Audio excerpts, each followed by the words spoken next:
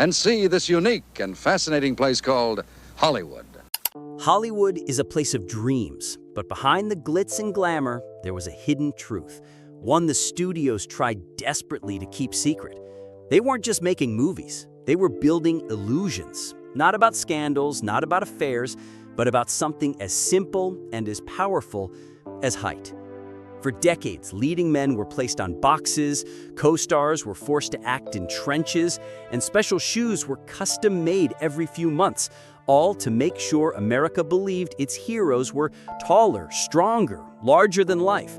But behind the camera, the reality was very different.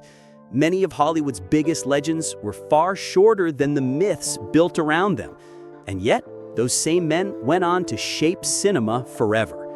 Let's take a look at the stars who proved that size doesn't define greatness. Mickey Rooney, just 5'2", the shortest leading man of classic Hollywood. But in 1939, 1940, and 1941, he was the biggest box office star in the entire country.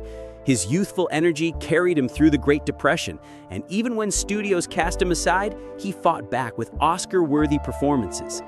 Sammy Davis Jr., standing only 5'3", he had every reason to be overlooked.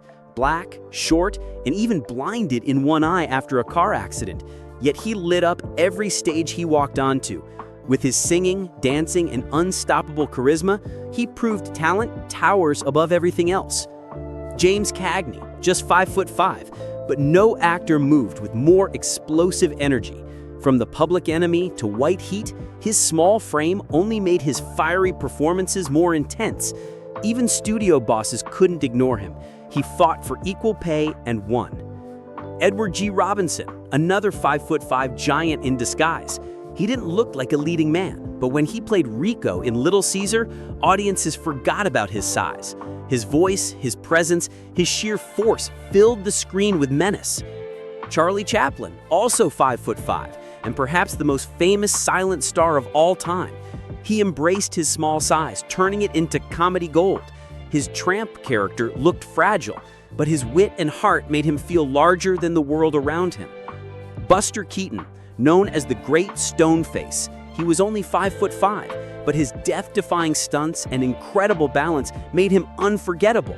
His size gave him an edge in physical comedy, allowing him to perform stunts that would terrify taller men. Lou Costello, just 5'5", paired with his tall partner Bud Abbott, became one of the most beloved comedians of all time. The contrast between short and tall made audiences roar with laughter, and his famous Who's on First routine remains legendary. Alan Ladd, officially listed at 5'6", but in reality closer to 5'5". Paramount went to extreme lengths for him, digging trenches, raising platforms, even forcing shorter co-stars. And yet, audiences didn't care. His quiet, cold power in Shane made him unforgettable. So, here's the truth. Hollywood tried to sell the illusion that greatness was measured in inches. But these men, small in stature, towering in presence, proved that true power isn't about height.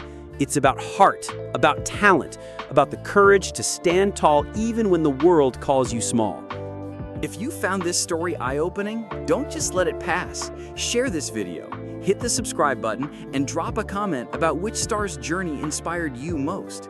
Because their stories aren't just Hollywood history. They're proof that the biggest power you can carry is believing in yourself.